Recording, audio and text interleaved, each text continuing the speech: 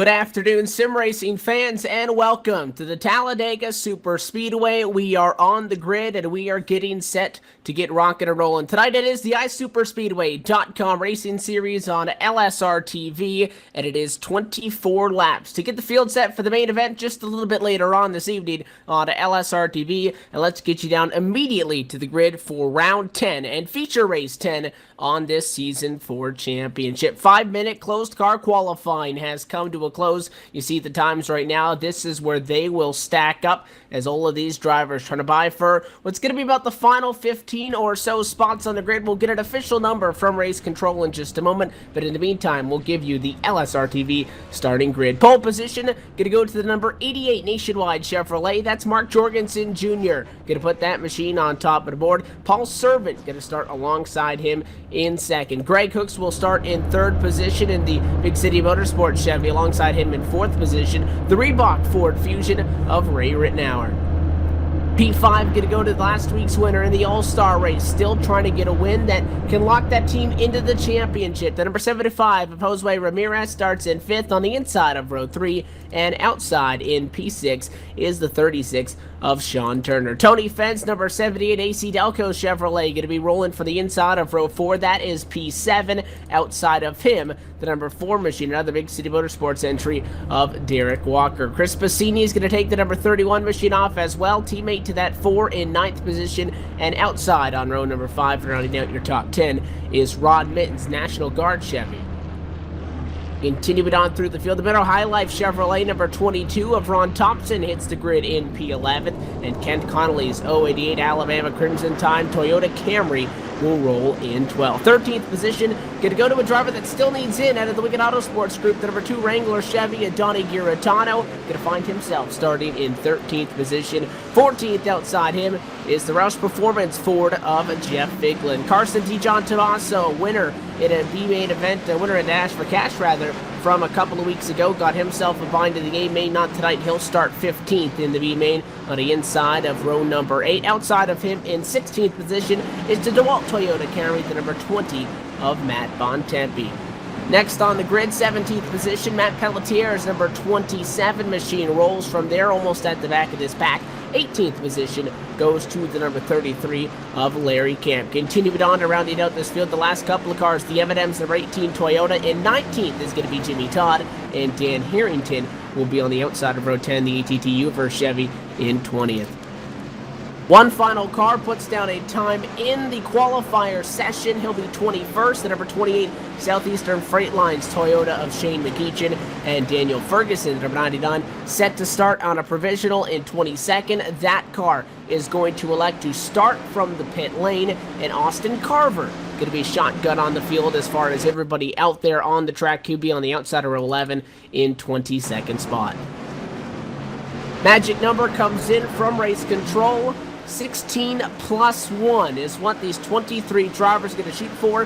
Top 16 are locked into the A-main, and everybody from there on back going to be handed one provisional, but there's an easy way to do it, and that's get that top 16. Nobody has ever won a B-main and gone on to win an A-main. Let's see if that streak can be broken tonight. Feature Race 10 with the iSuperspeedway.com racing series on LSRTV. Get set to go underway. We're glad to have you with us on LSRTV on this Friday evening. Green flag flies out of the triangle and down to quarter number 1 for the first time tonight. We're green in Lincoln, Alabama. The number 88 machine, Mark Jorgensen Jr., leads us down through 1 and 2. 2 wide abreast throughout the field for the first time.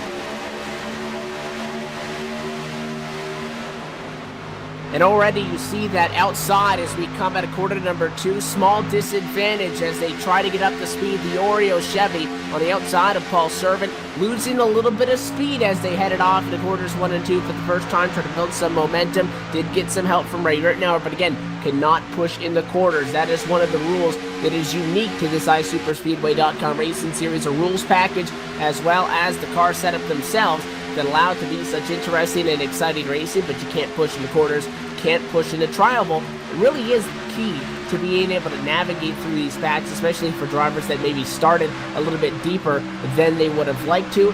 They got their work cut out for them. They're going to have 24 laps to do it. That sits at just shy of 64 miles from green to checker in this A main. The B main, as always, going to be half the distance of the A main later on. So once we get our field determined and we get everybody re-gridded up, those that survive this one will go at it for 47 laps and 125 miles later on in the evening. But this is to get yourself there. About 10 or 12 drivers have already qualified into the A main through their heat races. Their running order was set through the Dash for Cash earlier on. We'll catch up with those drivers as they wait and take it out on the track and see who they are going to be facing when they go racing for it, and they go racing at it for real when cash and whatnot is on the line. All 22 cars that started still in this lead draft at the moment. The only car that did not start on the grid is the only car not in the lead draft. Right now, P23, the 99 of Daniel Ferguson, that car 22 seconds off pace all by himself, but again, that is because he started back there. That car obviously going to have to hope on a caution flag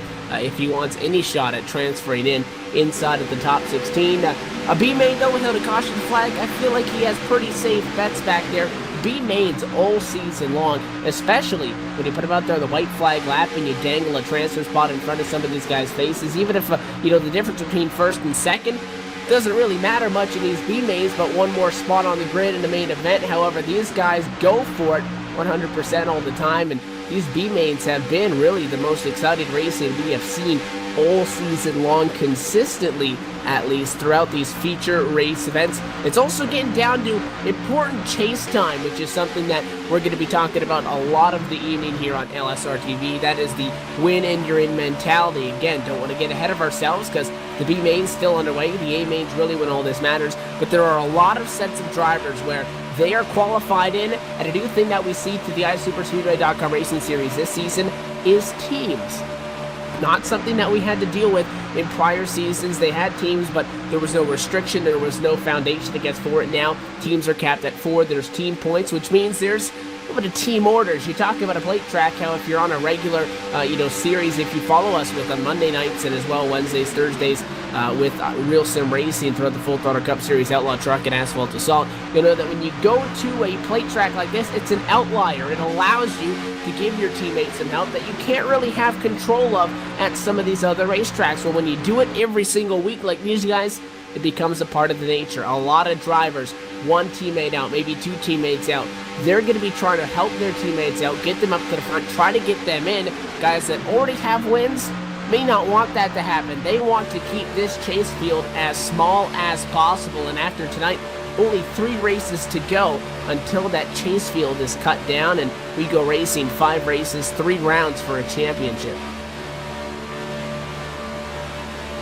We do see a little bit of action up on the high side. The number 31 machine leads that charge. That is Chris Passini's Big City Motorsports machine up high. Does have some help from the 85 of Paul Servant, and again, that Oreo Chevy of the 85 started very well, at least on the number board. He started up there in P2 on the racetrack, but because he was on the outside, went backwards. We have seen a couple of times tonight where these drivers have worked together. They got a couple of guys up high, and then everybody ducks down low. The bottom is really the safest place to be here around this Talladega Super Speedway. If you want something to work up high, you need to be able to get something realistically working up there with a good amount of cars. More cars equals more draft. Right now, we have that 31, the 85, now the 27 of Matt Pelletier joining up on the high side.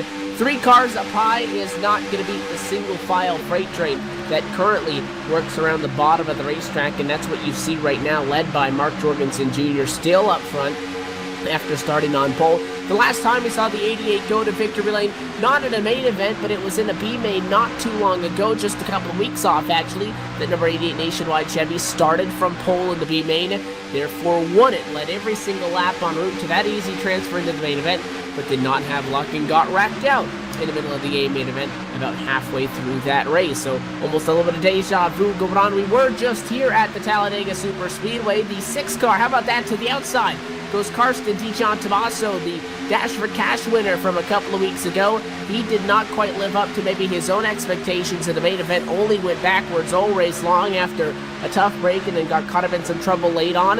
He just started this one in 15th position, already up to P6, and now going for the lead second at the start-finish line. He's passed 13 drivers in just 8 laps so far, kind of sneaking through this field right now. Gets side by side with that number 80 Mark Jorgensen Jr.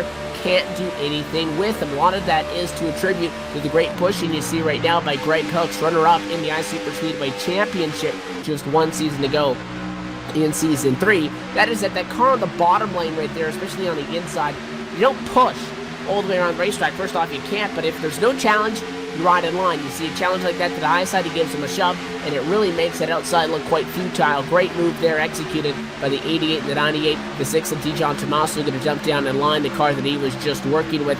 Not so lucky. The number 92 sliding backwards was a pusher. Now Rodman tries to come in line in front of the 21 of Ray Rittenauer. Not quite enough room. That one, kind of a close call down in 1 and 2, and that National Guard Chevy goes from almost pushing somebody to the top spot to now sliding all the way back to what's going to possibly be outside of the top 10. I see a lot of yellow around P10, and that's a whole lot of team cars in a row. We talked about teams working together, and now contact right there. The 31, Chris Bassini, down to the apron in a big checkup. He will hang on to it. 3 wide in front of them at a quarter number 4, but that 31 somehow able to hang on. Just a big checkup from a small stagger, I think, with Donnie Giratano, who thought he wanted out of line, came back down, and that number 31 kind of got turned around off the hood of his own teammate, Jeff Figlin, right tucked in behind him. Couple of beat-up bumpers there on everybody involved, but the good thing is everybody hangs on to it, no incident, and we do stay green under these conditions as they go right now, but very close call in that regard. We talked about Daniel Ferguson, who decided that he would start this race for the pit lane to possibly avoid the big one early. That machine has now just lost his lead lap status. You'll see that car ride all the way up against the outside retaining wall. The number 99 Chevrolet of Daniel Ferguson will fall 1 lap down. There is one other driver that is off of the pace. It is the number 33 machine of Larry Camp. That driver 22 seconds off of the lead draft right now.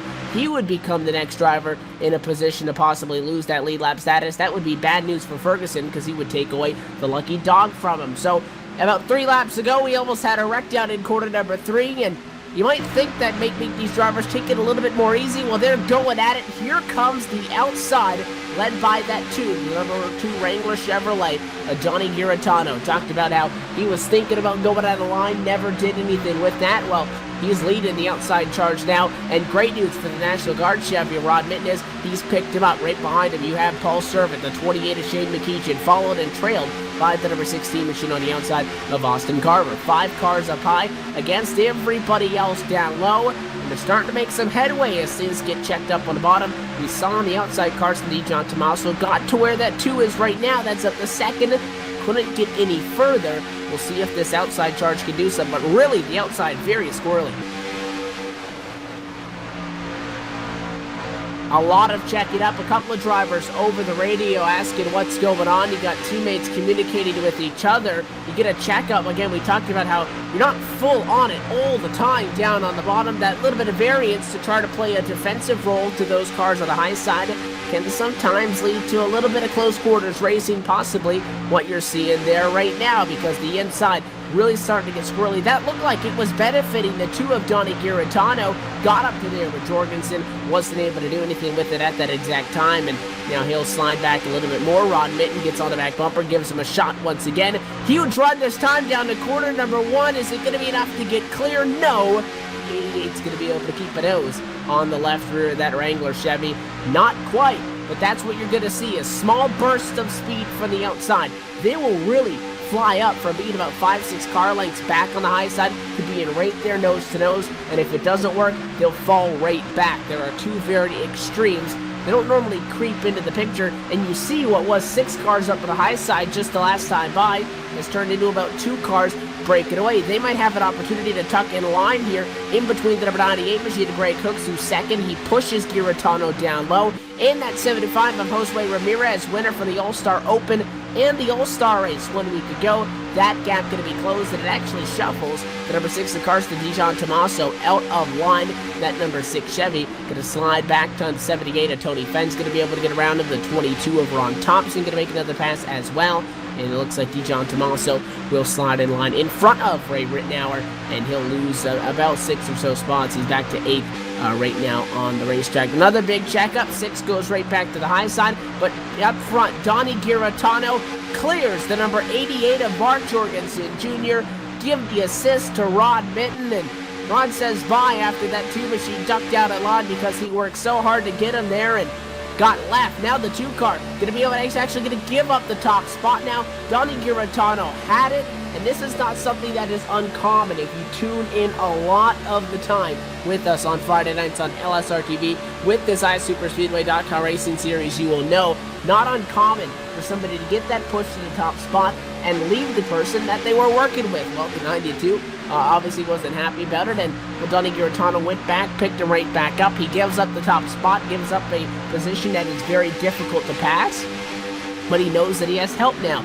with that number 92. That 6 machine again, Dijon Tommaso still in the mix so far. The biggest mover inside of the top 10 is that 2 of Donnie Giratano. One of the drivers still searching for a trip to victory lane. Rod Mitten as well, Ron Thompson, Carson Dijon Tommaso, Jeff Figlin, some of the other names that are inside the top 10 that did not start there. Biggest faller so far, though, has to be Derek Walker and Chris Piscini. Although Piscini, we saw that 31 have a major slide not too long ago. That Big City Motorsports machine now 21st position, 17 seconds off the pace. He joins Larry Camp as the handful of drivers that are not in this lead draft at the moment. And another driver that's starting to fall off of the lead draft, the number 82 of Dan Harrington. That car started in 20th. He sits 20th right now, but it is number 82 ATT Uver Chevrolet. Way back. He's about 5 seconds, or almost going to be 5 seconds, really, falling off of the leaders. But with this relatively new draft model, I guess, you know, eventually we're going to have to call it what it is, and it's just the current one. But everybody still wants to refer to it as the new one. You know, very difficult to get the draft as far as pack racing goes. You can do it if you work it, but it is so hard if you're that final car in a pack, the final car in a line, to be able to hang on to somebody, to be able to stick with them and not fall off. Unfortunately, Dan Harrington not going to be able to achieve that. You see that ATT Uverse machine way back, and he will only continue to slide all the way through. We're now in the range where this time by, going to be about 7 or so laps to go. Could be a caution-free B-main event, which would be bad news for the likes of Daniel Ferguson with that 99, who started from pit road, remains the only car 1 lap down. If they're going to wreck, he wants them to do it soon, because very quickly they're going to be lapping Larry Camp, that number 33, not too far in front of our leaders. In fact, they're going to be getting to him in the next lap or so. If he loses his lap, that kicks that number 99 out of the lucky dog position, and it would give the 33 that spot. Now it would really kill all hopes of Daniel Ferguson and that team wanted to transfer into the main event tonight. But we'll have to see more cars starting to go up high. The 2 to 92 still up there. Still got cars to John Tommaso, Figlin, but now Shane McKeechin, Anderson Cena, and Austin Carver joining the fray to put 6 of them up high versus about 8 or so down low. You see up on the high side that 33 can stay up against the wall. Down goes 1 lap to Larry Camp. He'll fall to 22nd, -1 to the top field here, and that's going to dump him into the lucky dog spot.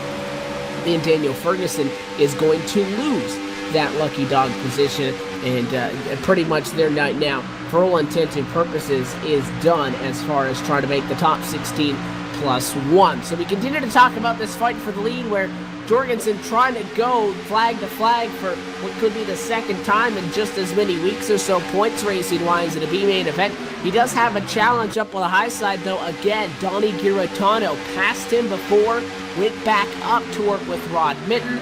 Now the 92 machine paying back the favor, want to get them both clear, or at least hang up the picture and be safe about it. Now you have to pose yourself the question, this time by, going to be 5 laps to go. We have seen this so many times in these A-main events, the question of how much is that checkered flag worth to you? Because we have seen time and time again, white flag flies, and these guys forget it's the B-main. They try to go for the checkered flag, you get in an incident, and you can go from being a surefire in, and you know, maybe if you settled for a P4 instead of going for the win, you'd still be in the show. You go all out for it, you wreck out, you don't even transfer. That's the situation that you're faced with. How important is it to you?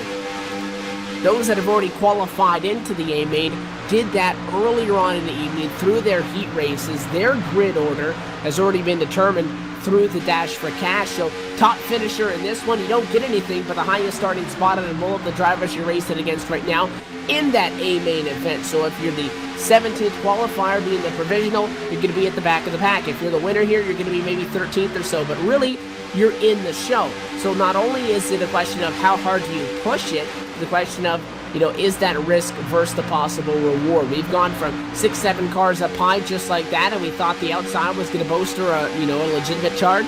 Now only 2 of them back up there. A lot of the guys jump back down in line, and it's still the 2 and the 92. But again, for the most part right now, they're good. The eyes need to go back to 16th position. Let's take a look. Jimmy Todd right now is the driver in that final transfer position. In front of him, Matt Bontempi and Austin Carver side by side. Matt Pelletier, Shane McKeechin, a lot of fighting going on in front of him. The person that he needs to look at, Sean Turner, right behind him, that 36. Right behind Turner, Kent Connolly, Derek Walker. 3 drivers that are trying to put Jimmy Todd on the outside of the bubble. They're going to go to the high side. They'll make it side by side. We're side by side up front now through the entire field as well. They battle for the transfer spot. 3 laps to go at Talladega, down in the A main, back to quarters 1 and 2. And now you'll see Mark Jorgensen Jr. up at the front of the field. Start to mirror drive a little bit. He's keeping an eye on where and what everybody behind him is doing and where they are going. To the outside, 3 wide, Karsten Dijon Tommaso trying to make something work. The 38 faked him out, made him think he was going to go with him, and then tucked right back down in line. Jeff Figlin leaving the 6 out to dry. Dijon Tommaso is going to be able to find a spot back in line on that high side, the middle lane, in front of the 28 machine of Shane McKeechin. Could have been a lot worse. And now again, back at it, top spot, this time by. Going to be 2 laps to go. Lead and advantage to the 2 of Donnie Giratano, 4/100ths of a second over top of that 88 who's been on the bottom and leading the inside charge for this entire race. Transfer spot continues to shuffle. Jimmy Todd up to 15th. Derek Walker now up to 16th in a number 4 car. 17th. The back on the outside. Look at it. Contact. Big contact. The 20 of Matt Bontempi up and over. Caution flag is going to fly. This race is over. Just a couple of 100 yards short of the start-finish line down in quarter number 3, coming to the white flag. Contact right behind the transfer spot. It looked like that the number 36 of Sean Turner, the 088 of Ken Connolly, trying to find a spot in the main event, went to the high side and evidently contact down the back straightaway after it looks like that number 20 machine may have just gone up the hill and tried to make an offensive move or something, but nonetheless, Matt Bontempi comes up into these guys. Looks like almost maybe coming down into him with Sean Turner. They just met each other, contact, and the 3 drivers that were in the lead draft that were not in the main event are the 3 drivers that are going to be involved in that incident. It's going to be too little too late for the likes of Larry Camp, Daniel Ferguson, and Chris Passini. Those were all the drivers that were off of the pace as well. Dan Harrington's number 82 machine. Highest any of them is going to get for the ATT Uber Chevy of Dan Harrington. With those wrecked race cars, not going to open up any more spots to the main event. He'll come home in 17th position and 1 spot short of a lock-in. It was all race long that Mark Jorgensen Jr. led on the inside lane. He'll be P2 at the start-finish line with Donnie Giratano with help from the 92 of Rod Mitten. It paid off that he went back up there to work with that National Guard Chevy once again. Checkered flag flies out of the trial as the checker in yellow wave from the flag stand. Be made winner for feature race 10. Give it to the Wrangler Chevrolet of Donnie Giratano. Started in 13th position for this one and ends up walking away as the winner after it looked like Jorgensen was going to go again almost back-to-back. Checkered, green to checker rather, flag to flag in his many weeks, and to be made had it stolen from him by what was that gap of 4/100ths of a second when they came to take 2 laps to go. That was the difference maker, and that was all that she wrote. Rod Mitten going to join him, Mark Jorgensen Jr., Greg Hooks, Jeff Figlin, Josue Ramirez throughout the top 6. Karsten Dijon Tommaso, Tony Fenn, Ron Thompson, and Shane McKeechin finish inside of the top 10. And rounding out your transfer positions, 11th position right now with the second, Paul Servant comes home 12th. 13th to Austin Carver. 14th to Matt Pelletier, 15th to Jimmy Todd, and 16th to Derek Walker in the number 4 machine. Those are the top 16 drivers that get the lock-in, and they will advance into the iSuperspeedway.com Racing Series Feature Race 10 A Main at Talladega. The drivers that are going to have to fight via points over the final transfer spot, which is based on championship points. The only provisional in the field is going to be decided by Dan Harrington and Chris Bassini, the only 2 drivers that finished on the lead lap. Larry Camp, Matt Bontempi, Sean Turner, Kent Connolly, and Daniel Ferguson. All but one of those final 7 names are not going to be making an appearance in the main show. Donnie Giratano comes by the start-finish line. The car not looking quite as good as it did when he took the checkered flag after a couple of congratulatory bumps, but he is your winner in the B main tonight, and he'll try to go on to do something that nobody has ever done, and that is win a B main and an A main. If he can, oh, how sweet that would be. The Wrangler Chevrolet, the only Wicked Autosport driver not in the chase. That is the ultimate goal, and he'll start highest out of the B main transfers. We'll step away from the Talladega Superspeedway on LSRTV. Come back in just a few moments. A main action from Lincoln, Alabama, just on the other side.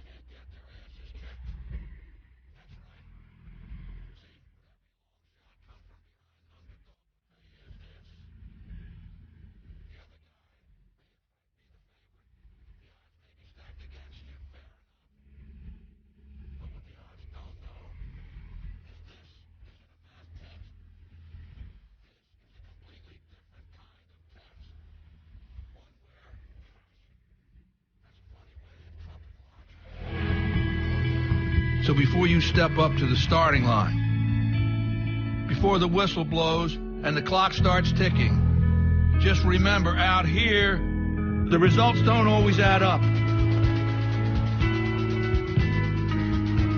No matter what the stats may say, and the experts may think, and the commentators may have predicted, when the race is on, all bets are off. Don't be surprised if somebody decides to flip the script and take a pass on yelling uncle. And then suddenly, as the old saying goes, we got ourselves a game.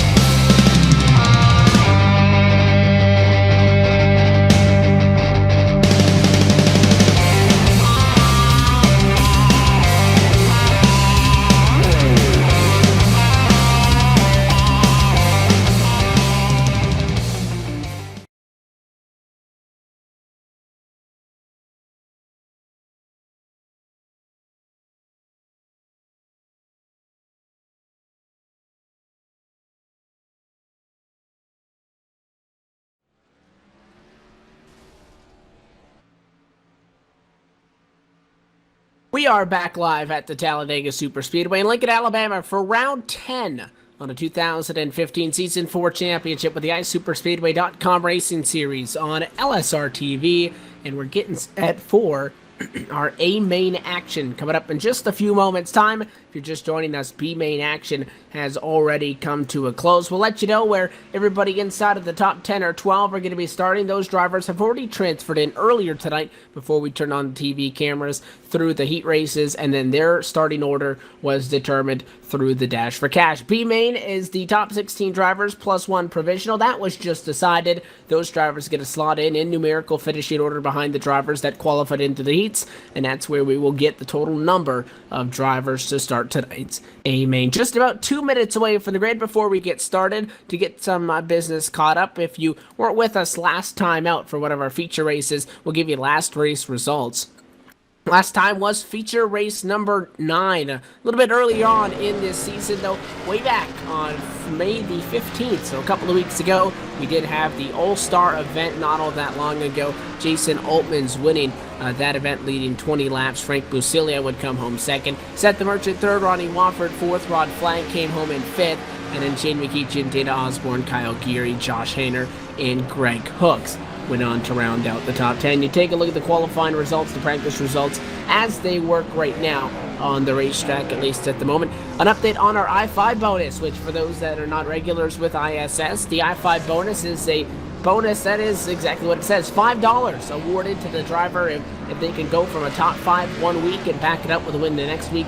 You get $5. Now, if nobody wins it, we'll call it rollover because it gets added on and on. So you go from $5 to $10, $15, so on and so forth. Well, the highest number of an I-5 bonus that has ever been dished out in iSuperspeedway was $65. That was won by Brandon Chaburko back in February, on February the 13th. He won a $65 bonus from winning at the Daytona International Speedway. We are starting to get up there now. Nobody has taken this thing home for 11 races now, and it is at $55 for the I-5. Those drivers will, and they can be identified through the orange numbers on their cars as well as the orange rims. Ronnie Wofford's number 7, Rod Flagg's number 26, Seth the Merchant's number 32, Jason Altman's number 51, and Frank Busilia's number 94. You'll also be able to tell those drivers. You'll see those on the graphics as well to be able to identify where those drivers are, but nobody takes it home. We are really starting to get up there in the I-5 stuff. An update on our championship picture. Right now, our championship standings are led by Seth the Merchant with 1 trip to victory lane and 3 top 5s in 8 races so far. Josh Hanner right now sits second in the championship standings. He's 19 points back. 50 points back in third is Jason Altman. 61 points back in fourth is Rodney Wofford. And P5 in the points and 63 back is Rodney Wofford. Now, this is where things get interesting. Rounding out our top 10 in the points are Frank Busilia, Greg Cooks, Rod Flag, Tanner Mann, and Elliott Leach. But the only way to qualify into this championship is a win or a top 5 in points. Well, everybody in the top 5 but Robbie Roy already have wins on the year. So right now, if you add Robbie Roy, as the season were to end right now, you could add Robbie Roy to the names of our winners this season: Rodney Wofford, Elliott Leach, Seth the Merchant, Jason Altman, Frank Busilia, and Josh Hanner. It's a pretty small chase field as we sit. However, after tonight, only 3 races to go, which means there's 4 more opportunities if you include right now to get yourself in.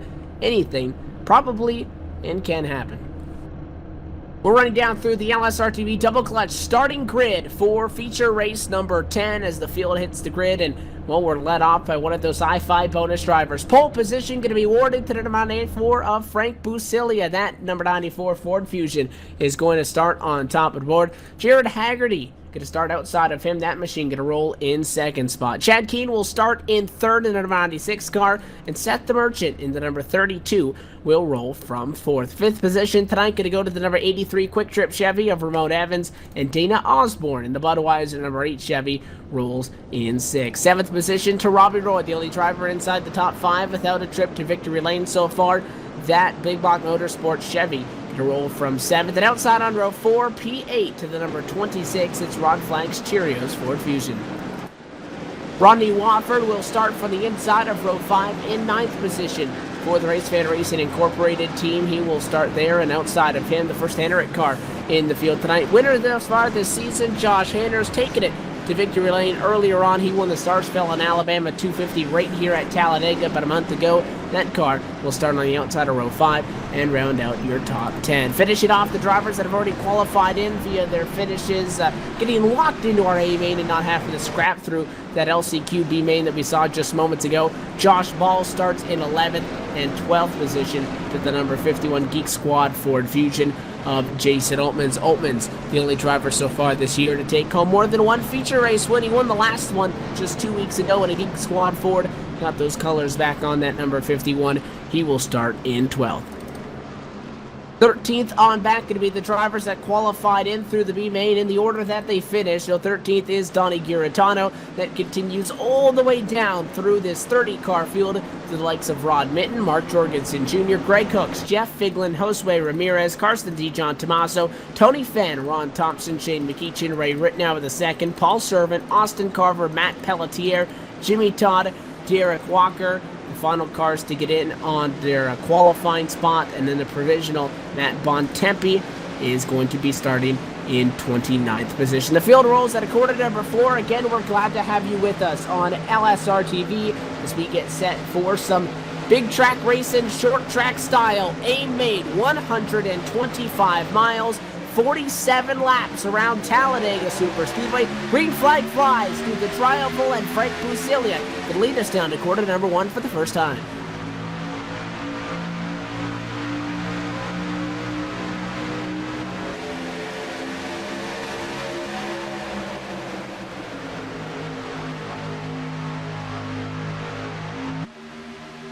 Already the inside getting a little bit of a pull, but getting already a little bit squirrely down on the bottom. And that 2-car going to get shot at a line nowhere for Donnie Giratano to go. He'll find a spotted line, not before falling behind the number 6 of Carson Dijon Tomaso. Josue Ramirez going to pass him. Giratano started 13th. Looks like already in about 17th position on the racetrack as he loses substantial ground in what was a checkup in quarter 2, which if you were with us for the B-main, you remember the checkup back in quarter number 3. That was almost the only caution. We went almost caution-free in that one until we ended under caution flag conditions. The outside led by 2 drivers, the 23 and the 8 machine. Both those cars with new paint schemes, and the 8 going to jump down and out of line. Dana Osborne brings that Budweiser machine down to the bottom.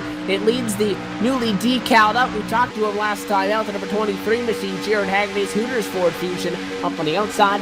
Doesn't have any help where he runs, at least at the moment. He will start to slide backwards. The 83 Quick Trip Chevy going to make a move on him. That's Ramon Evans just following down on the bottom. But the one thing that you're going to notice that we didn't see in the B-main, 47 laps. It's a good possibility, depending on how these caution flags fly, that we may see a cycle of pit stops on the evening. Like we did in our B-main, one driver did elect to start for the pit lane. It is the Big City Motorsports Roush Performance Ford Fusion number 38 of Jeff Figlin.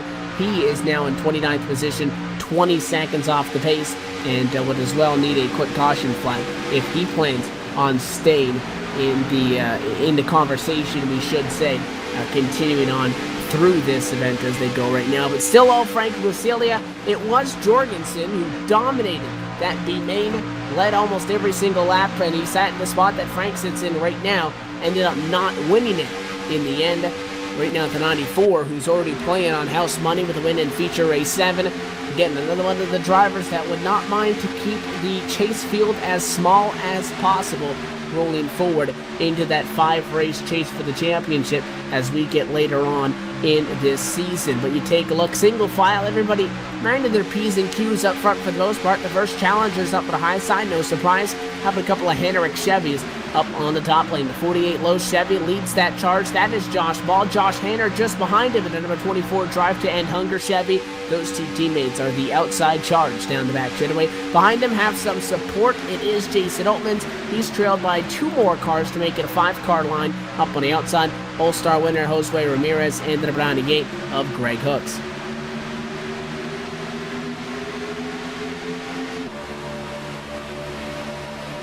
It's interesting because we talk to these drivers throughout these races, and you take a look on the outside, a couple more guys going to think about jumping out of line. Rod Flagg and the 7 of Rodney Wofford going to go to the high side, so make it 7 up on the top. But two drivers that got in on their dual wins earlier on, Rodney Walford and Elliott Lee. So the duels to qualify for the Ice Superspeedway 500K, those were points-paying events. Those were wins-paying events. That's how they got into the championship. Unfortunately for Josue Ramirez, that all-star race was not. We talked to Jose 1 week ago on how hard that team has worked. They finally got it to win, and he did get a pretty sweet trophy out of it, but other than that, nothing else for that Bacardi Chevy, and he is sliding backwards on the outside after his support has jumped down and away. We have a little bit of an issue. The 96 car going to jump up to the high side. That is Chad Keene, who was running in second, and a little bit of a connection mishap there. He actually ended up, and you see the 48 machine trying to push him right now, not working, and they're just going to go right on through him. That's something that you talk about when you compare a sim to real life, a small connection blip there. And, well, we'll talk about there's a wreck and somebody drives right through them, but tonight, literally, the 48 just went directly through that number 96. The 24 went up around him. That's going to kill the momentum for that outside lane. And now two Big Block Motorsports cars going to go up to the high side. They'll jump out of line from 5th and 6th, led by that 23. Here comes Jared Haggerty. Help from Robbie Roy. Roy, right now, at least, if he finished right now in the points where he sits, would be into this championship. Jared Haggerty, different story. Another one of those drivers that is in a position where they don't have a win, so they're not locked on into the championship rather yet, and they're not really in a spot in points where it's a realistic scenario with just about 3 races to go until we trim down this field to however many qualifiers we get, and then we go at it for 2 races, an elimination, 2 more races, another set of eliminations, and then we're down to 3 winner take all later on the year back in Daytona Beach. But on the outside, it is the BBM team that gets the job done. Great move on behalf of the 23 and the 14. They go to the top spot, something that we saw happen in the B main, but it wasn't both drivers that were able to get clear. One came down, completed the pass, and it was your eventual winner, Donnie Giratano. Went back up to the high side, picked up his buddy, ended up going to the win. He brought both of them in to the transfer spot. When you got teammates and you have the opportunity to get clear, they went for it. So Frank Lucilia at the 94 realizes that he loses it down low. He's not going to sit around, though, and waste much time as far as hanging out down on the bottom. He will hop right back up to the high side and in front of that Hannerick train. He's got no reason, though, to try to bring him around with him, so he's going to get clear, and he is going to go down back to the top spot goes Frank Lucilia, and Josh Ball comes down in front of Jared Haggerty. Not sure about that move. I would have thought that he would have been going with that 24 because realistically, Josh Hanner and him would have had such a good run. He probably could have gotten around Frank Lucilia, who had no drafting help, and now the 48 checking up to get his teammate in line, and that's going to get Jared Haggerty into the back of him, contact, and now going backwards is that 23 Hooters Ford. We talked about team orders. That was a batch of it right there. Josh Ball checks up to let a teammate in line, and much at the disposal rather of Jared Haggerty. That car went from starting in second and leading that inside charge. Now he's slid back to the 51 of Jason Altman's, and his Ford Fusion has been dealt just a little bit of front end damage on the nose of that car. He slides all the way back in behind Ramon Evans and possibly outside of the top 10 just like that. And as you would come to expect, visibly, or I guess audibly would be the correct word, is not satisfied with the way all of that went down at the front of the field. The 24 went in behind his teammate, and now he's in front of him once again. The 8 machine splitting up the Hannerick party this time through, trying to play spoiler is Dana Osborne right now. Another driver still looking for a checkered flag on the season, and in that exchange up front, it's going to leave Seth the Merchant out to dry, one of those drivers that is in that I-5 bonus spot, and Jared Haggerty going to come flying up to the middle. He'll get into the door of Seth the Merchant, move the Energizer battery Chevy out of the way, and I'll tell you, it's lap 10, but you would think it's 46. Come to the white flag. Oh, hell, is breaking loose at Talladega.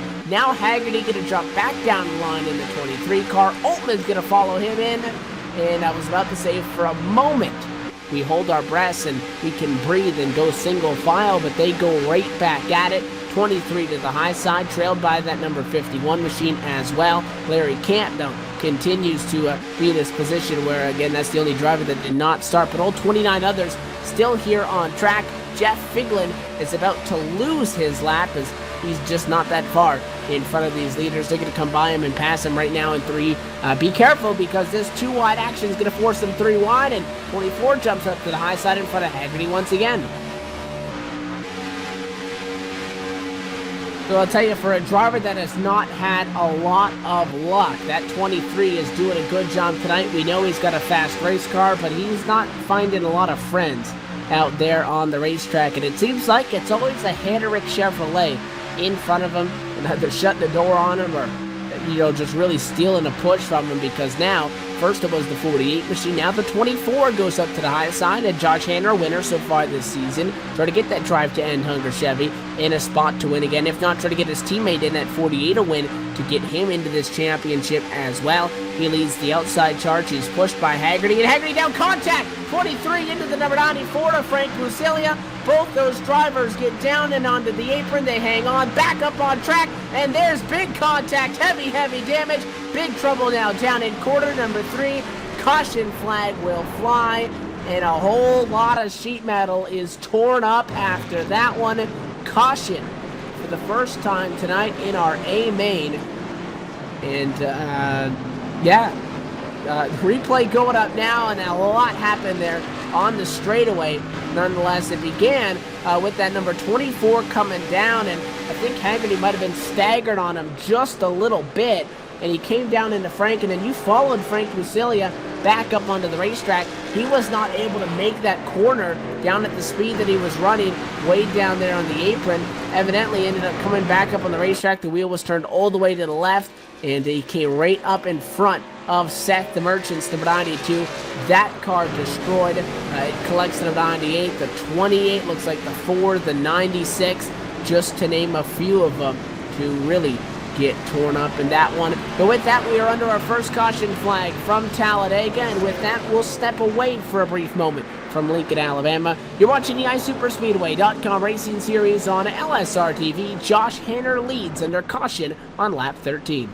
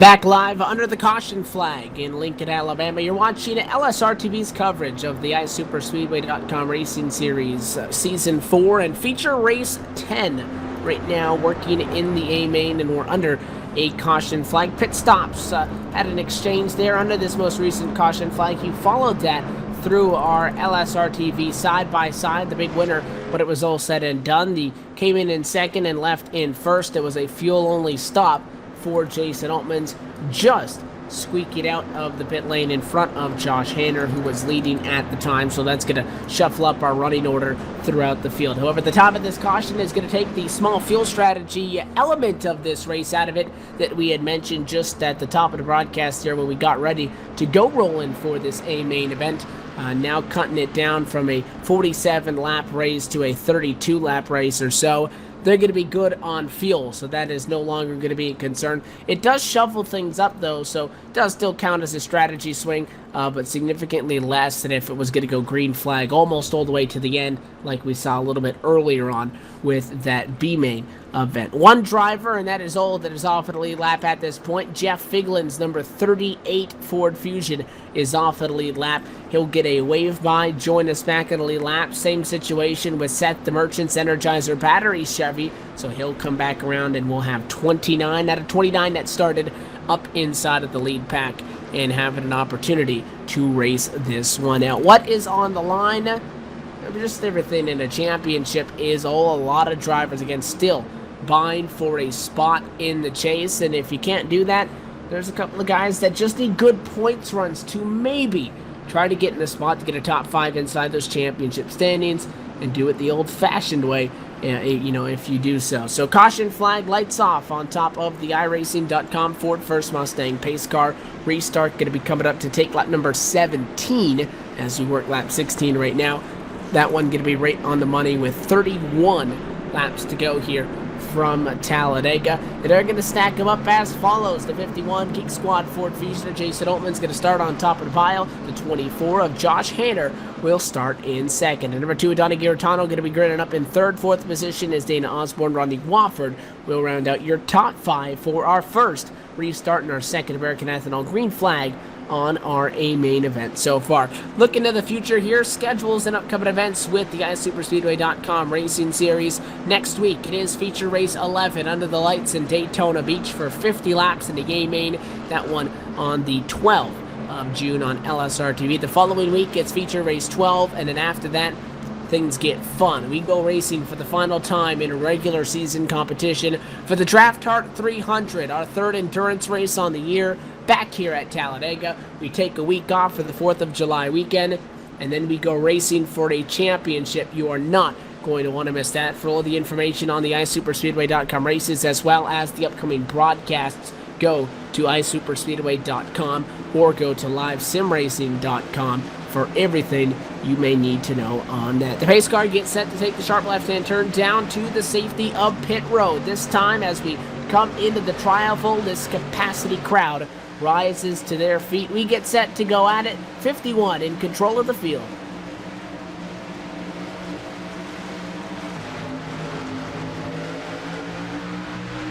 Green flag drops from the flag stand. Again, the big difference about Talladega in comparison to Daytona is the location of that very flag stand.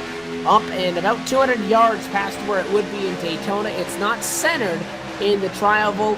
It is significantly further down in that short chute, we'll call it, in between the tri-oval and in between quarter number 1. They race them down the back straightaway. The outside a lot stronger on this restart than they were on the one just on the initial drop of the green flag, and really old B main long. Outside did not have any success on restarts, and for the first time we see the lead car up there still be neck and neck with the inside lane down to 3 and 4 on really what could be considered a get up the speed lap. They'll hit 200 miles an hour coming out of quarter 4 and down towards the tri-oval, sliding off a little bit because they're not as tightly packed the inside. Bumper to bumper to bumper. It's Altman's trailed by Garitano, Wofford, and as well Ramirez the outside.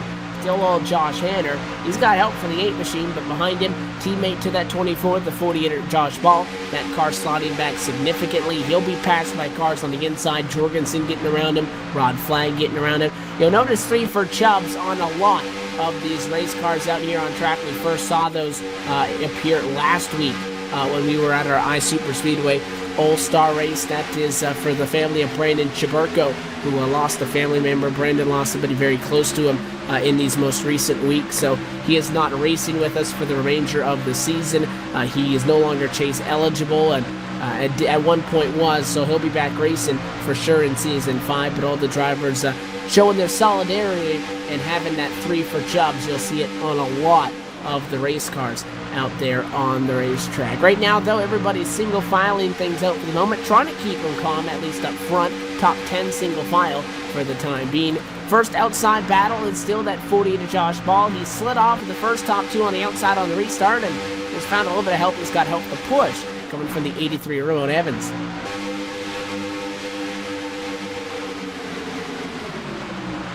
Almost going 3 wide for a brief moment. It's Big City Motorsports entries up on the outside, and that's a little bit further back in the pack here. They're led by that 4 car of Derek Walker, the 98 machine of Greg Cooks.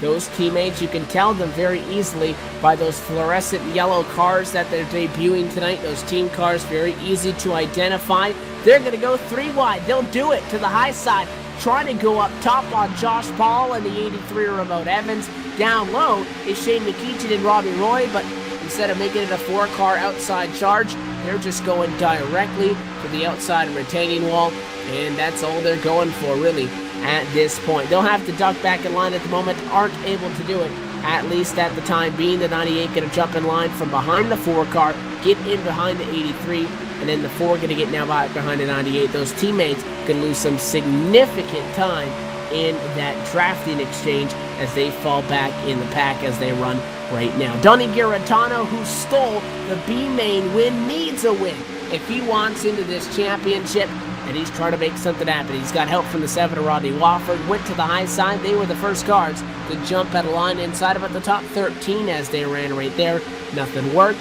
Jump back down in line to the bottom, and evidently that's not going to pay out for them, at least at the moment. But so far, smooth and easy sailing. If you're a fan of superstitions, take a look at that 51 Geek Squad Ford Fusion of Jason Altmans. He was just our winner last time out for a points-paying event in Feature Race 9. Both wins so far this season have been when he's been running the Geek Squad colors. The black and orange on his Ford Fusion alternates that with Best Buy on the quarter panel and the deck lid, but he has the black and orange on. He is leading right now at Talladega. However, a powerhouse team to the outside, they're going to make the challenge once again. No surprise, the 2 names that are doing it. Josh Hanner and Mark Jorgensen Jr. to the outside, down through quarters 1 and 2. The drive to end Hugger Chevrolet being pushed by that Nationwide Chevrolet up on the outside lane. That's going to make it a battle, because really, if they don't win this, they're going to be going backwards. The inside scrunches up, fills the hole that was left by those 2 cars when they jumped that line. The 7, the 8, the 75, all getting up to the back bumper of Donny Giratano. So it's either you pass him or you slide back to about 7th or 8th right now. At least as that is how it appears as they run it on the racetrack. The 24, the 88, high side out of 4. Let's see what they can do.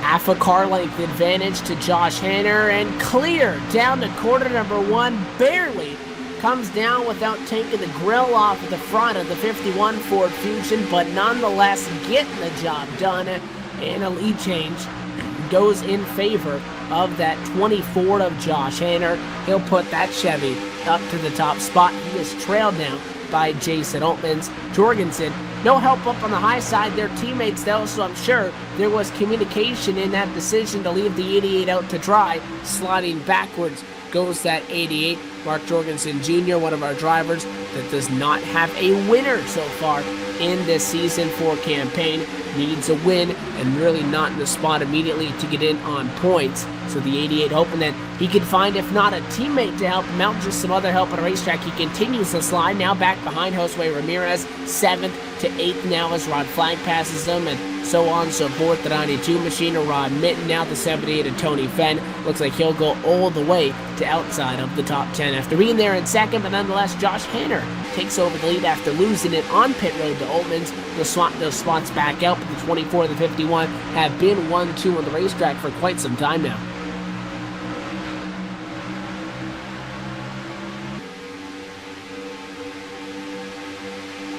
halfway home that time by. This time as we come through the tri-oval, coming down to 23 laps to go at Talladega, and 24 are in the books. We'll give you our LSRTV mid-race break and let you know where everybody stacks up halfway home in our main event tonight. Josh Hanner is your race leader. The number 24 started in 10th. He's first. Jason Oatmans sits second. And third on the racetrack right now, up 10 spots, is Donnie Giratano. Everybody at least inside the top 5 are single filed out. Rodney Wofford is fourth. Right behind him is Dana Osborne. Josue Ramirez, the final car in the single file spot. The 75 is in sixth. Now up on the high side, Mark Jorgensen Jr. going to try to take 7th. That's occupied by Rod Flagg. Rod Mitten is 9th. 10th position is Tony Fenn. Ray Rittenauer, the 2nd, is 11th. 12th is Frank Busilia, the 3rd. Karsten D. John Tomaso, 13th. 14th is Robbie Roy. Jared Haggerty in 15th. 16th to Derek Walker. 17th now going to be Haggerty as he slides back a little bit. Greg Hooks will take over 18th. Walker slides to 19th as he works with his teammate Ron Thompson, who is about 20th position. 21st, Ramon Evans, Chad Keane, 22nd. 23rd is Jimmy Todd. Austin Carver is 24th. 25th, Seth the Merchant. Northbound Tempe in 26th. 27th, Matt Pelletier. Paul Servant in 28th. And the lone man out there on the racetrack right now, rounding out your field in 29th, is Jeff Figlin. Very quickly, though, we run them all down, and then they go all side by side. It's gone from a single file race to double file all the way through at 21 laps to go. Here comes Rodney Wofford to the outside lane on the 24 of Josh Hanner. At the stripe, he got him by just 2/1000ths of a second. He's got the push from Jorgensen. The 24, again, was just working with the 88, and in a blink of an eye, he goes from about 2nd back to 12th. Now back up to inside the top 5 and fighting forward. However, Hanner got some good support from his own. The 51 trails behind him. It's Oatmans and Hanner down low, Wofford and Jorgensen up high, and we're coming down to 20 laps to go this time by on LSRTV. We'll step away for a brief moment. Green flag continues to stay out here at Talladega. You won't miss the second of it. We will go LSRTV nonstop.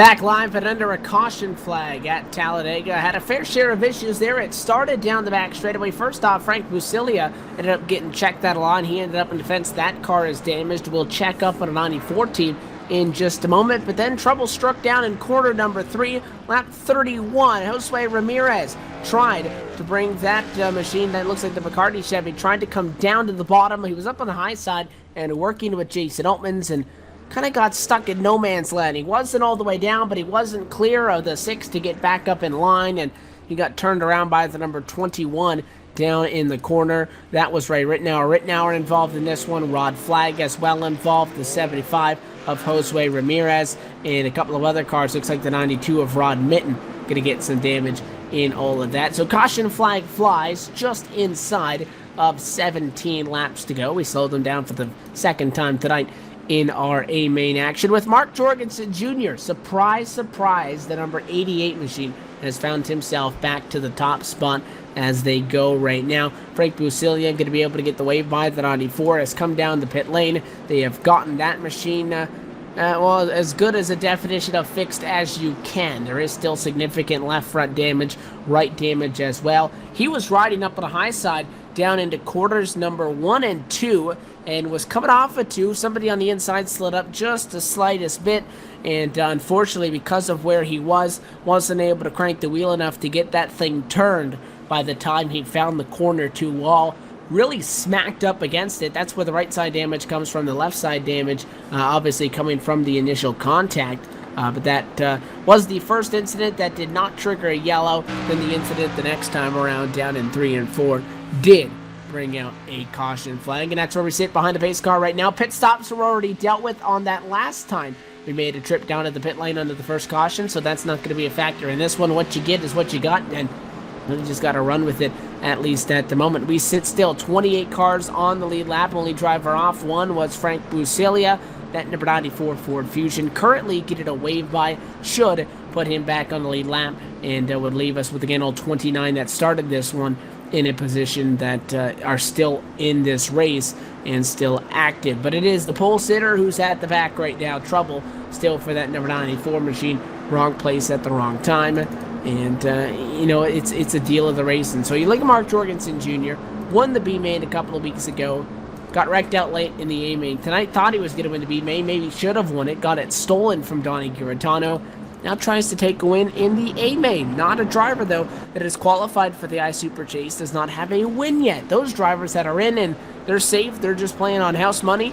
Rodney Watford, Elliott Leach, Seth the Merchant, Jason Altmans, Frank Busilia, and Josh Hanner. So you know in that case, with that 24 of Josh Hanner, or you would think, compared to what we've heard from some of the teams and heard from some of the drivers as we've talked to them after these races, is at 24, we anticipate is probably going to be trying to get that number 88 machine in. Right behind them, Rodney Watford, that driver already in. Josh Ball, not in. So Hanner's got 2 teammates, and, you know, it's almost a spot where he's got to choose which one he's going to help and give him the push and try to get him to victory lane, or if all else fails, don't get another first-time winner. And the way this series works is, you know, I think the minimum number we could get is 6. That's the smallest number, or even 5, the smallest number that we can get on drivers in the chase. There's no max.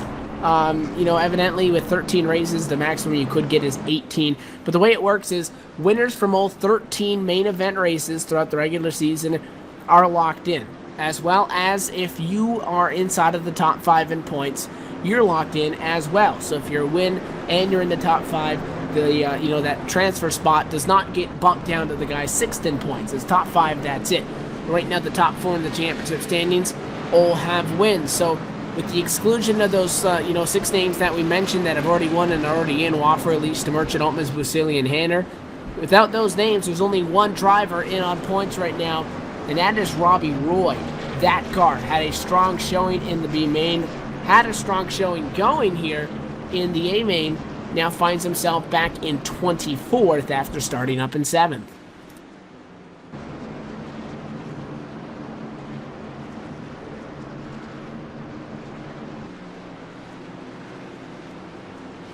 Frank Busilia's machine comes back down to the pit lane. They get some more service done to that McDonald's Ford. That is going to keep them one lap down, and we'll have 28 drivers, therefore, on the lead lap for this restart, and possibly for what could be the final time tonight. Going to be coming across, we work lap 35 right now. We'll take lap number 36, and that's going to put us right on the window of about 12, 13 laps to go when the green flag does drop. It's Henrik inside of the top 4. 3 of them take it up 75% of that. They sit on the front row and on the outside of row 2. Behind them, questionable is that 7 Race Fan Racing Incorporated machine of Rodney Wofford, showing some very minor front end damage. We know that engine temps as well as aerodynamics, so very important. The 7, the 51, have a little bit of damage. The 51 a little bit further back in the back. That's Jason Altman's in 7. Not from contact in a wreck, we'll call it, but it's been an aggressive night. It's been an aggressive afternoon at Talladega, and they've been beating and banging around on each other, and I can guarantee you that that is not coming to a close anytime soon. The pace car down and away the field rounds out of the trial vote. Green flag. It's again American Ethanol restart down to quarter number 1, where they will plow these cars 29 strong down into quarter number 1, go up on 33 degrees of banking, 4 stories tall, and get them back up to speed.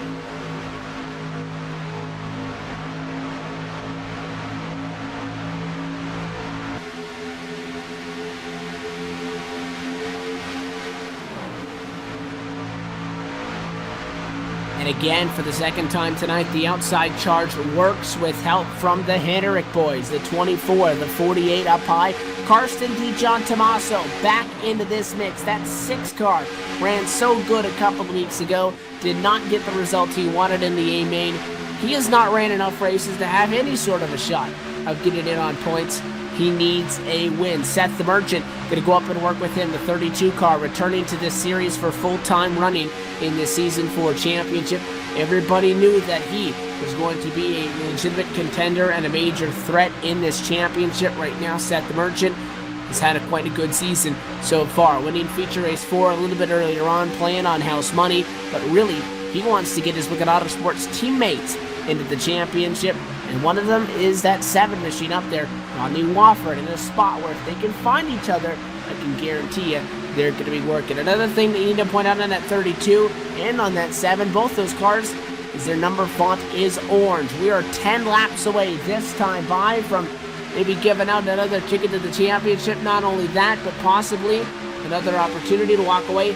$55 on the line in the iSuper Speedway I-5 bonus tonight from Talladega. If any of the drivers with those orange numbers can take her home, $55 bonus. Never hurt anybody for a series that doesn't pay to enter. Quite a good deal if you ask me, and there's 3 of them right now inside of the top 7. Altman's in that mix as well. The only names we're not seeing are Rod Flag and Frank Busilia. They were both involved in incidents, and they are both outside of the top 24 as they run right now. But now Josh Hader, he'll get left on the high side by his teammate, the 48 of Josh Ball, down low. 24 is going to be able to slot in line behind him and in front of that 8 of Dana Osborne. New colors on that machine this weekend. But again, the big thing is here, you need to constantly be reminded, look for these teams to try to work with each other and really against the other teams and those opposing teams. Really the bigger picture in all of this. Look at the run by the Miller High Life 22 of Ron Thompson. Now contact. He gets into the 8 around. There they go. Dana Osborne back up the racetrack. Jason Altmans gets turned around. Donnie Giratano gets through. And now big trouble. Up and over goes the number 4 of Derek Walker. Melee down the back straightaway. Caution flag is out once again. And this will set us up for one hell of a shootout to the finish, but old chaos breaking loose again down the back straightaway here at Talladega. Caution flag is out, and we'll get that replay up for you, but it all started with, I talked about that huge run from the 22 machine. Side drafting was the ultimate goal in that one. I think the 8 may have slid up a little bit more than Ron Thompson was begging for, and they made contact. It turned Dana Osborne's machine to the inside. You'll see the replay now. He overcorrects, comes up, gets the left rear of that 22, and All hell broke loose from there. The 8 got turned. He collected the 51, the 75 of Josue Ramirez. We thought it was done there. Then Matt Pelletier comes in. The number 98 pushes his own teammate, the number 4 of Derek Walker, into it. The number 4 ends up on top of a couple of cars. He goes up and over. The 20 involved as well, and about a dozen car incident. The big one so far tonight strikes down the back straightaway and takes a lot of heavy hitters out of contention. Many of those drivers are going to limp their way home to the pit lane and try to get some damage fixed. Other of them may have lost that engine. They're going to be having to take the virtual tow down to the pit lane and try to get it fixed. Nonetheless, we do slow them down. We are inside of 10 laps to go at Talladega. And for the second time tonight, the Alabama game back straightaway was not the place to be. We'll step away for the final time on LSRTV during green flag conditions, during racing conditions rather. Come back for some green flag conditions. What could be the final restart and what's guaranteed to be a mad dash to the checkered flag, and determine who wins feature race 10 with the iSuperspeedway.com racing series coming right up.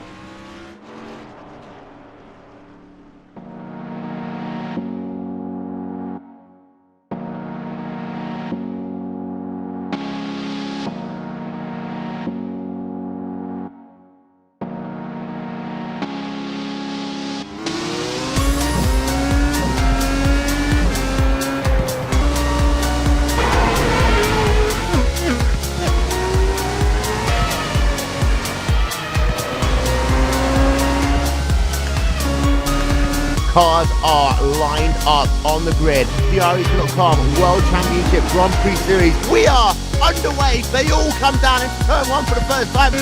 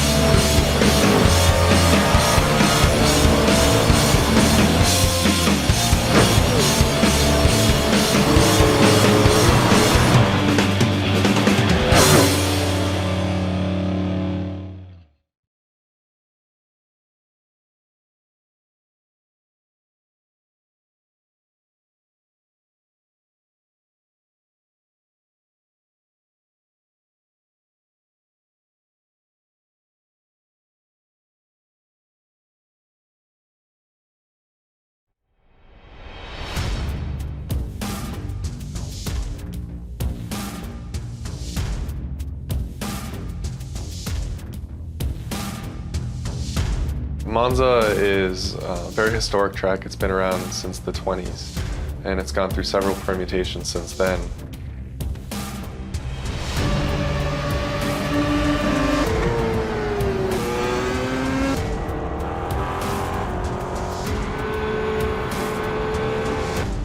We're also bringing forward a number of configurations. So there's chicanes that they've installed since the track's early days. So they can use original, very high-speed configurations of the track where the cars would just blow through where the chicanes are today, or they could use a more modern version. So it's Back live at Talladega Superspeedway. The lights are off on top of the iRacing.com Ford First Mustang pace car, gearing up for what could be the final restart on the evening. We're going to take lap number 43 of 47, and we'll release them with just 5 laps to go, putting us in a situation where if we don't get a caution flag right away, and we do get one after we get at least one more lap in the books, this race will end under caution flag conditions. Mark Jorgensen Jr., though, leading the race. He led most of the B main. Can he get to victory lane on Season 4? Green flag flies now for the flag stand coming out of the tri-oval. They'll accelerate through the gears and get up the speed. All about, we'll go 26 of them on the lead lap down to quarter number 1, 13 rows deep, and all of them vying for a checkered flag. And that caution flag now behind them. Trouble down into quarter number 1. The big one strikes at Talladega. Said there was big trouble last time, and now really gonna pile them in down to quarter number 1. Caution flag is out, and it may have been just fast enough to be able to give us one more shot at it, but 4 wide at Talladega. I know there's more room here than Daytona, but really gunning for it on that. You saw it when they went down to quarter 1. It all started with a slow restart and the 38 machine, coming up late in this race. That's Jeff Figlin, as opposed to check it up. He just drove up the middle of everybody else and, ended up bouncing off Matt Pelletier. Robbie Roy ended up getting pushed through by him, and at that point, you can't forget about it. And really what happens is Robbie Roy tries to follow Chad Keane through, and, Chad Keane in front of them, just running a line which is made for 2 wide. He was side by side with Ron Minton. Doesn't work. He came up on the 18 M&M's Toyota of Jimmy Todd. Jimmy ended up getting a little bit squirrely, but it was that 38 who then came down. He hooked with the 78 to Tony Fenn up into Frank Lucilia. And when they spun, the track really just got blocked at that point. The 85, the 27, 16, the 51. And, a lot of guys trying to get through there. Mentioned the 51. There is no way, but somehow Jason Oatmans is not destroyed in that. And we need to get an onboard from the 51 on that. Track was blocked in front of them. His eyes were closed, and somehow a hole opened up, and he was able to sneak on through. And maybe it's those Geek Squad colors on board that Ford Fusion this week, but he lives to see another day or another lap, and he'll stay out there on the racetrack, and he will not be collected in the incident. So now we get really close because, again, we said green flag with 5 laps to go. There is a small chance that we may get a 1-lap shootout. These drivers are going to know very shortly once race control determines, because you need to have everybody get behind the pace car. The sim, when they do these cautions, there's a lap for that. You have to have a lap for pit lane to be open. You got to take 2 to go, 1 to go. So anywhere from 4 to 5 laps is a caution period, and we were getting the caution right at 4 laps to go. 1-lap shootout is what it's going to be. That's the word over the radio from the 7 on New Wofford, which means that the drivers were just given a 2 to go signal, an expedited caution flag to get some more racing in here, and we're going to go at it. Lights will go off at the pace car the last time by when they take lap 46, and when we take 47 to 47, that'll be all she wrote. Unless we wreck before we actually make it to the start-finish line, no matter what happens, this race is going to end under green flag conditions.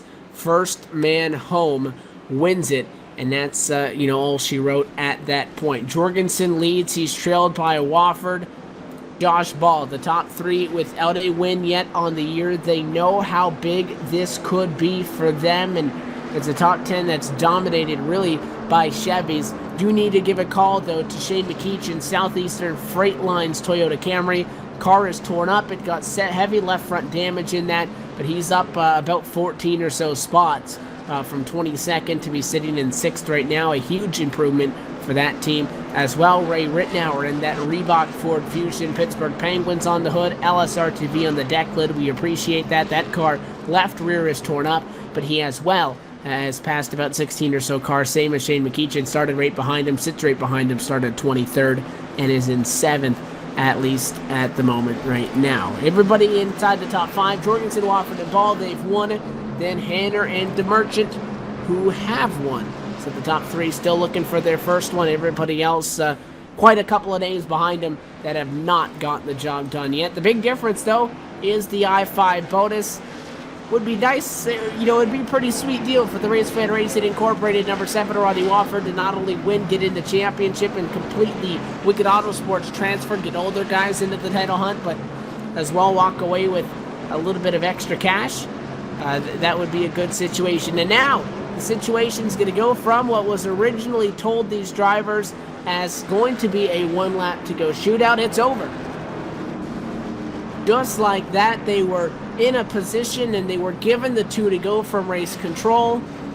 And now, after a couple of cars again from the damage, falling off of the lead lap, Tony Fenn, Matt Pelletier, Frank Busilia, all 2 laps down. But because Tony Fenn is on the racetrack in that AC Delco number 78 Chevy, they had to add another lap because lap cars are not allowed to pit with the leaders. And that additional lap is actually going to push us over the threshold of lap 47. And this race is now going to end under caution flag conditions. Last time we saw him in victory lane was on the high banks in Daytona Beach. Mark Jorgensen Jr., as long as he can make it around for a lap and some change here, he will be a winner in season 4, and he will as well join teammate Josh Hanner in this championship hunt. And always a popular win when that number 88 Nationwide Chevy goes to victory lane. 3 for Chubbs on the quarter panel. Looks like that's what he's about to do. They'll take the yellow and the white this time by together, and he'll be 2.66 miles away from a win on the year.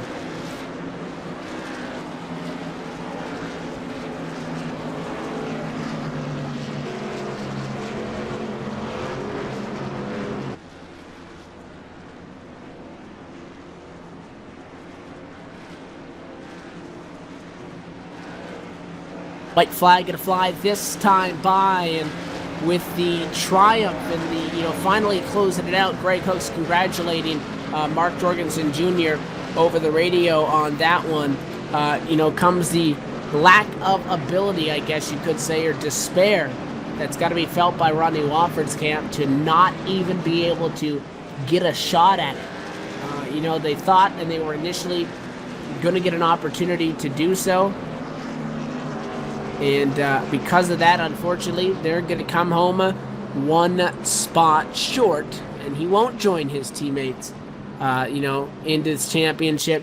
He will come short of, being able to fight for that I-5 bonus. Was 1 position away from possibly walking away with $55 on the night. Not going to be able to get that job done either.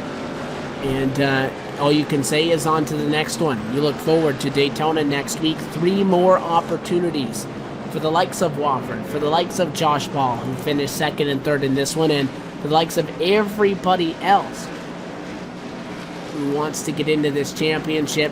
Other drivers who ran strong tonight, but the cars just did not fall their way in the end. And Mark Jorgensen Jr., don't want to say he takes it home the easy way, but started on the number 1 spot for that final restart, was able to get the nose in front. Caution flag flew immediately, and right spot at the right time. It wasn't a short journey, though, to get there. He had to pass 14 cars after starting 15th position, and on the inside of row number 8 at the drop of the green flag, back to victory lane, this time in Talladega County. He'll roll through the trial vote for the final time on the night. The flagman throws the checker and the yellow together, and behind the iRacing.com Ford First Mustang pace car, a trip to victory lane for the number 88 of Mark Jorgensen Jr.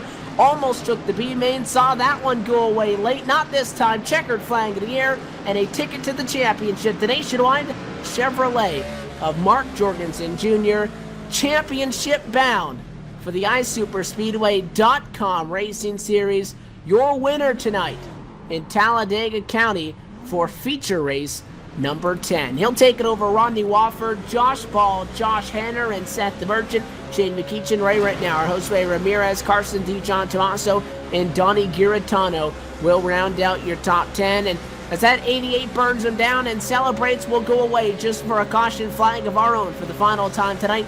Come back as they roll that machine into victory lane. We'll talk with Jorgensen and get you set for another trip out to Daytona Beach next week. You're watching iSuperspeedway Racing on LSRTV in the post-race show. Coming up in just a moment.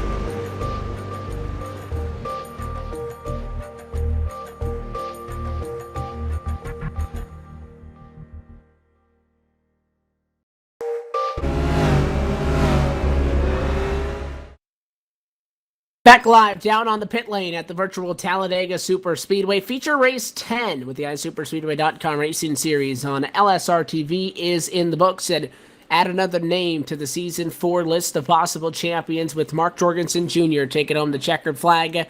He'll have the ability now to fight for a first career championship later on in the year. He continues to, he burned it down so much he lost the engine, so as the crew gets set to push that machine down to victory lane, we've caught up with another driver out of the same camp, another driver with the Henrik entries. Caught up with the driver of the number 48 machine, Josh Ball, who started in 11th and comes home third. Josh, you got a copy? Oh, yeah, I got to go.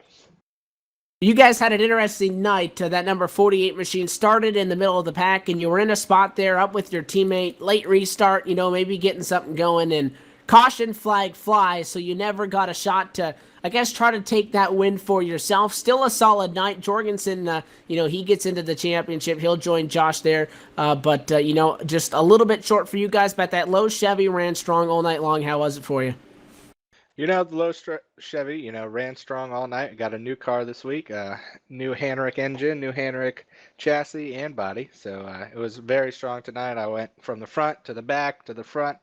It was very good. And like you were talking about there at the end, it was pretty much, it was Henrik orders. It was either me or Jorgensen was going to win. So I was pushing Jorgensen, and unless I got clear and we got clear of the outside, I was staying right on him. You come home third tonight. It's good points. You're still sitting 42 points out, though, out of fifth. And unless you guys get a trip to victory lane, that's the only way you're going to get into this championship. But now that 88 is in, and now you got that 24, and you got a little bit more help, maybe giving you guys some support rolling forward with 3 races to go to try to get that job done. But you mentioned how, you guys just didn't sit in one place all night. You were up, you were going backwards. You were able to maneuver with that 48 machine. Running strong like that and being up there in the conversation is really all you can ask for at a plate track, and things just have to fall your way. But that's got to give you guys some confidence, I would expect, going into these final 3 races, knowing that you can do it and that you'll have the support behind you to try to get in that win. Yeah, definitely, Evan. We're, our car was very strong tonight, and I have no doubt that we're gonna take the 48 to victory lane before the end of the season, and definitely before the chase. So we'll make it in the chase, so we get all our Henrik engines in there, and I look forward to taking this car down to Daytona next week and see how she runs there. 2 more of these feature races to go, and then 1 more endurance race to go. I know you guys really don't want to have to push it to that last race to get that win, but you look forward to Daytona next week for one of these A main, B main races. Same deal here at Talladega in 2 weeks, and then the Draft Art 300 a little bit later on, final race before the chase here. Which one of those races you think gives you guys the best shot? We're really good at the endurance races. Pretty much all of our finishes have been pretty good there. Also here at Talladega, we've been really strong. So I'd say either probably the final endurance race, or next week, coming off of our momentum this week, I think we had a great shot at putting the 48 in victory lane.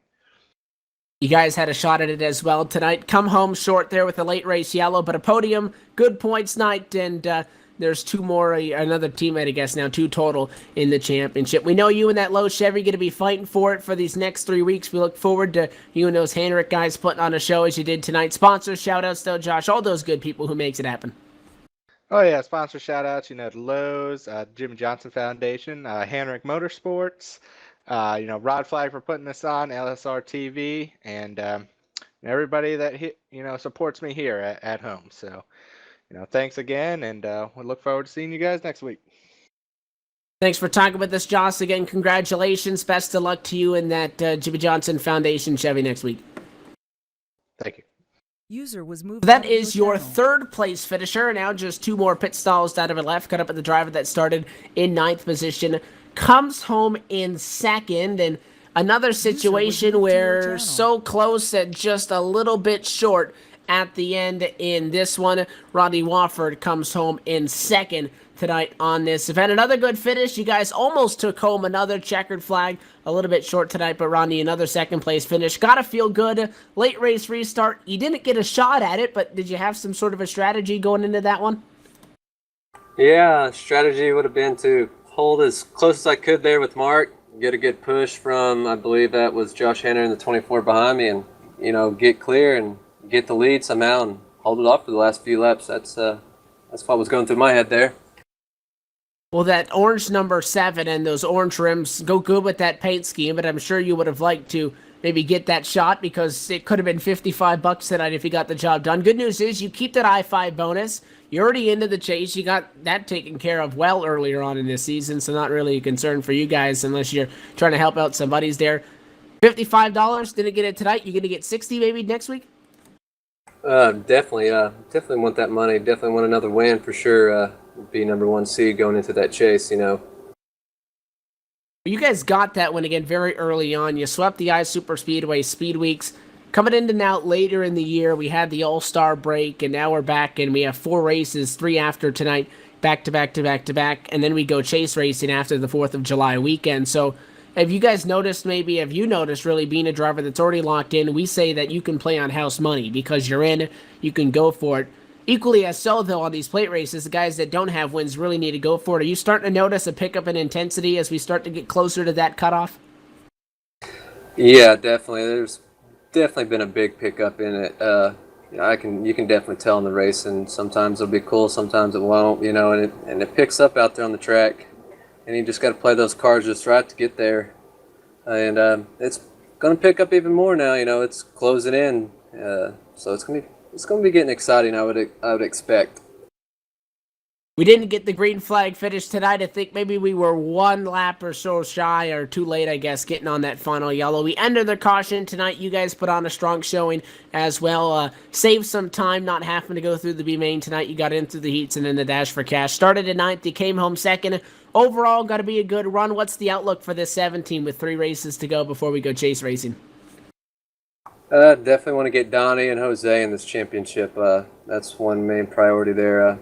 Thought we were going to get him tonight, but we had a little bit of a mechanical failure, so that didn't happen. But, you know, we'll go at it next week, get that done, and keep digging at it. Well, we've seen that your team has the speed. Jose got it last week. Unfortunately, was not for a ticket to the championship, but the All-Star race. You almost got another one tonight.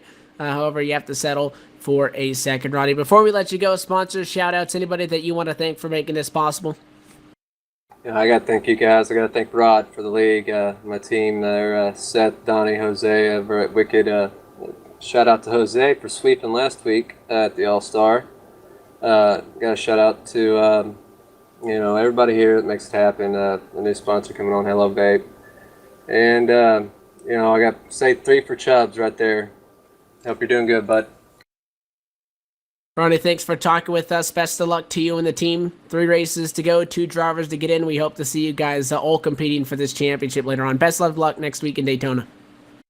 Thank you.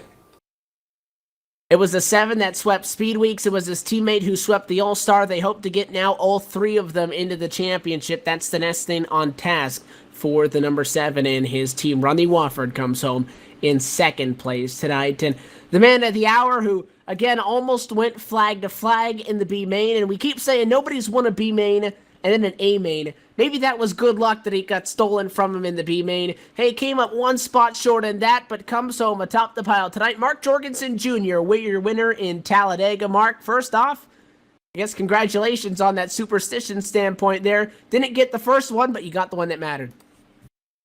Oh yeah, I was really wanting the B main. My pusher Greg Hooks, you know, everybody was so hot, you know, pushing the car in front of them, but it didn't work out. Like you said, I'm kind of glad it didn't work out, and I was able to take the big one tonight. It was an amazing race. The first half got a little bit of damage within the first 10 or 15 laps, got that fixed. So then after that, we're just trying to nurse my car and get to the top spot. Once I got to the top spot, I felt pretty good that I was going to be able to keep my car, you know, clean and be able to race it out.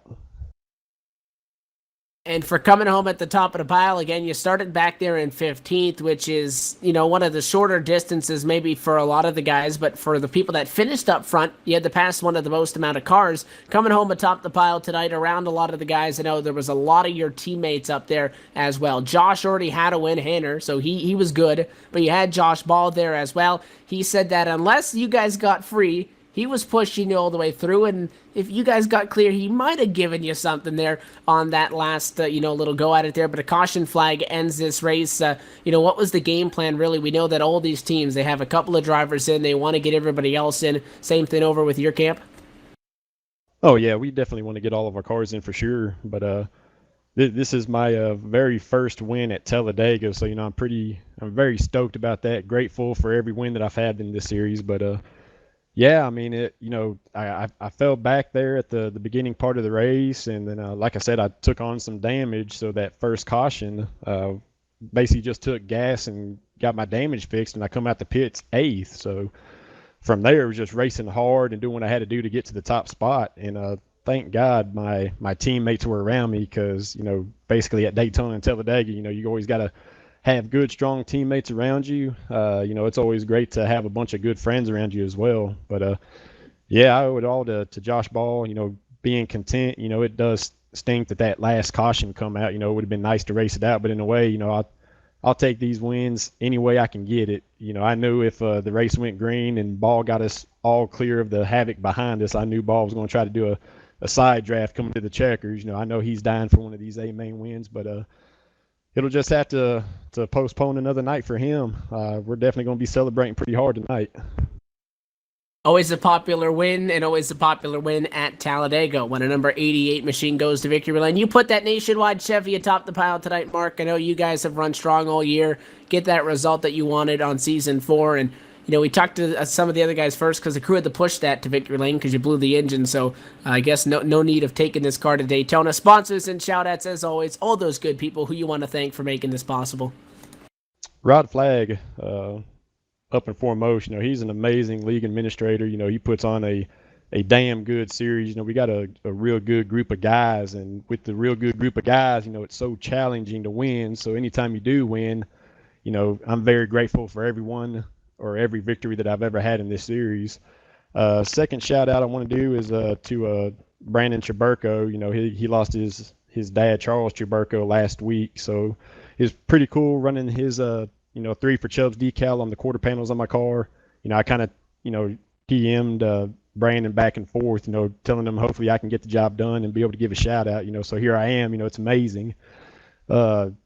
Basically to all of my teammates as well, like I said, once I got up to the top 5 and the lead, I had my teammates behind me, and they was content just to help me out so I can punch my ticket to the chase. Other than that, just my right foot, I don't think I lifted at all during that race, other than the caution and to come down pit road. I can't wait to get to Daytona. That's one of my stronger tracks, but we'll see what happens. We're definitely going to do all we can to get Josh Ball into the chase. Hopefully everything works out. We got 3 races left before the chase, and hopefully we can get him a win.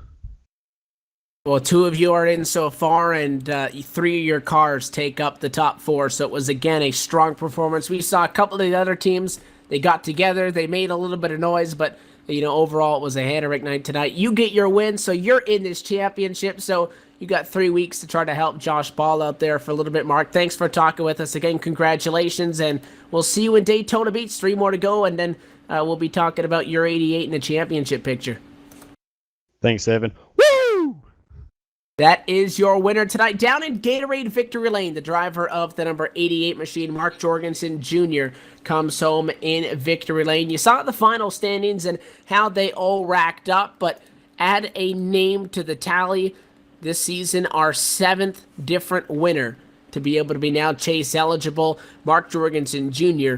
is now in to this championship conversation. He joins Wofford, Leach, DeMerchant, Altmans, Busilia, Hanner, and Robbie Roy remains the only driver in on points right now, and with only 3 races to go, it's a surefire one to be exciting coming down to the end of this regular season, and then the new one starts with that 5-race championship. You are not going to want to miss any of that. For more information on the iSuperspeedway.com racing series, go to their website at iSuperspeedway.com, managed and run by League Administrator Rod Flagg, who does such a great job of getting all the information on there. There's a lot of exciting stuff coming on. You got the Ron Carr Truck Tour, iRock, and so much more. So make sure you go to iSuperspeedway.com, find out everything that happens Friday evenings with these guys, and come out and have some fun on one of them. They're also on Twitter at iSuperspeedway and through Facebook at facebook.com/iSuperspeedway. Superspeedway. Stay up to date with us at LSRTV, online at livesimracing.com, through Facebook at facebook.com/livesimracingtv.